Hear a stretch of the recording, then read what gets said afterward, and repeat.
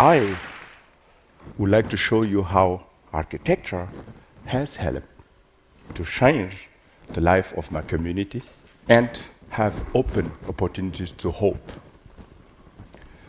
I am a native of Burkina Faso. According to the World Bank, Burkina Faso is one of the poorest countries in the world. But what does it look like to grow up in a place like that? I am an example of that. I was born in a little village called Gando. In Gando, there was no electricity, no access to clean drinking water, and no school. But my father wanted me to learn how to read and write. For this reason, I have to leave my family when I was 7 and to stay in a city far away from my village with no contact to my family.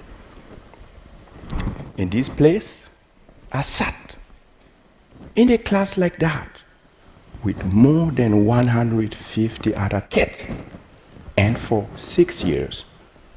And this time, it just happened to me to come to school to realize that my classmate was died.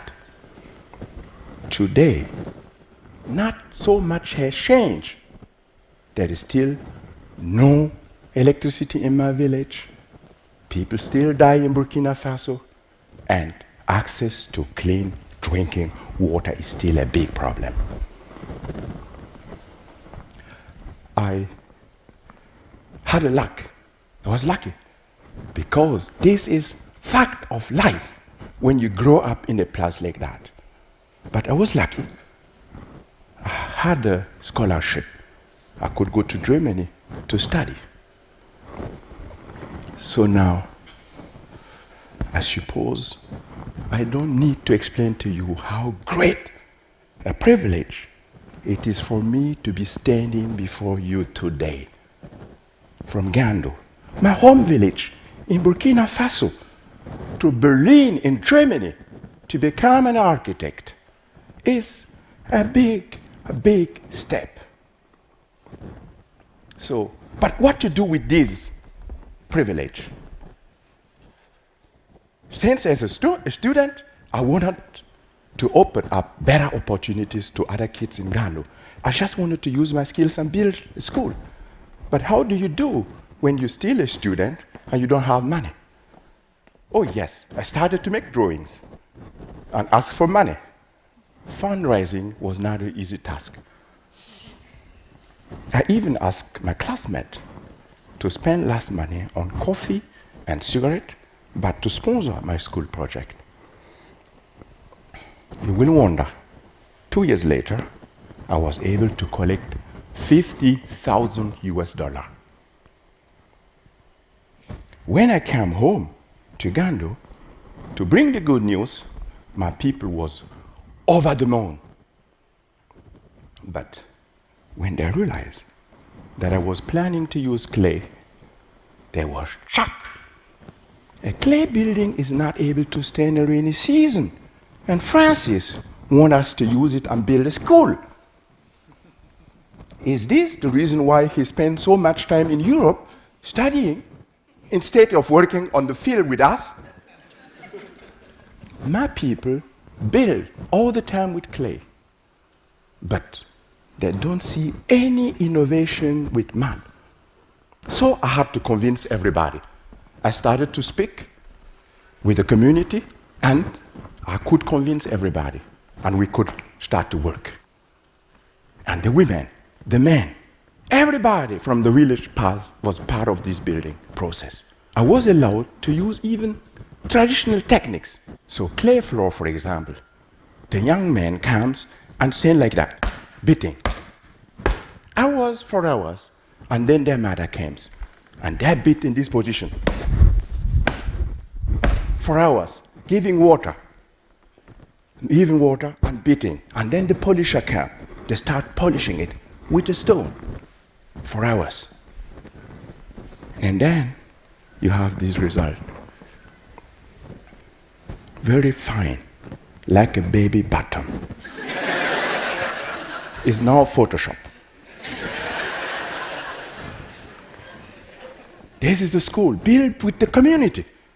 The walls are totally made out of compressed clay blocks from Gandu. The roof structure is made with cheap steel bars normally hidden inside concrete. In the classroom, the ceiling is made out of both of them used together. In this school, there was a simple idea to create comfort in the classroom. Don't forget, it can be 45 degrees in Burkina Faso. So with simple ventilation, I wanted to make the classroom good for teaching and learning. And this is the project today. 12 years old, still in best condition. And the kids, they love it. And for me and my community, this project was a huge success. It has opened up opportunities to do more projects in Gandu. So I could do a lot of projects. And here, I'm going to share with you only 3 of them. But the first one is the school extension, of course. How do you explain drawings and engineering to people who are neither able to read nor write? I start to build a prototype like that. The innovation was to build a clay vault. So, and then I jump on the top like that with my team. And it works. The community is looking, it still works. So we can build. And we keep building, and that is the result. The kids are happy, and they love it. The community is very proud. We made it. And even animals, like these donkeys, loves our buildings.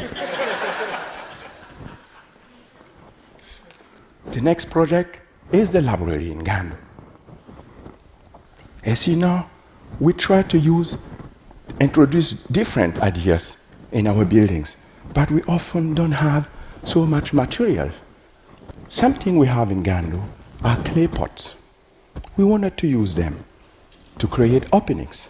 So we just bring them, like you can see, to the building site.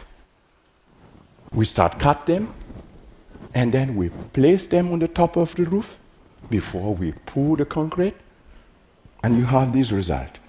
The openings are letting the hot air out and light in. Very simple. My most recent project in Gandu is a high school project. I would like to share with you this. The innovation in this project is to cast mud, like you will cast concrete. How do you cast mud? We start making a lot of models, like you can see, and when everything is ready, when you know what is the best recipe and the best form, you start working with the community. And sometimes I can leave. They will do it themselves. I came to speak to you like that. Another factor in Gandu is rain. When the rains come, we hurry up to protect our fragile walls against the rain. Don't confund with Christo and Jean-Claude. It is simply how we protect our walls. The rain in Burkina comes very fast. And after that, you have flood everywhere in the country. But for us, the rain is good. It brings sand and gravel to the river. We need to use to build. We just wait the rain to go. We take the sand, we mix them with clay, and we keep building. That is it. The Gandu project was always connected to training the people, because I just wanted one day, when I fall down and die, that at least one person from Gandu keep doing this work. But you will be surprised, I'm still alive. And my people now can use their skills to earn money themselves. Usually, for a young man from Gandu to earn money, you have to leave the country to the city, sometimes leave the country, and some never come back, making the community weaker. But now, they can stay in the country and work on different building sites and earn money to feed their family. It's a new quality in this work. Yes, you know it. I have won a lot of awards through this work. For sure, it has opened opportunities. I have become myself now.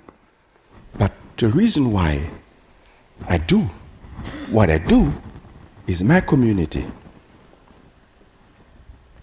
When I was a kid, I was going to school, I was coming back every holiday to Gandu. By the end of every holidays, I have to say goodbye to the community, going from one compound to another one. All women in Gandu will open their clothes like that and give me the last penny. In my culture, this is a symbol of deep affection. As a 7-year-old guy, I was impressed. I just asked my mother one day, why all these women love me so much? She just answered, they are contributing to pay for your education, hoping that you will be successful and one day come back and help improve the quality of life of the community. I hope now that I was able to make my community proud through this work. And I hope I was able to prove you the power of community and to show you that architecture can be inspiring for communities to shape their own future. Merci beaucoup. Thank you. Thank you. Thank you. Thank you.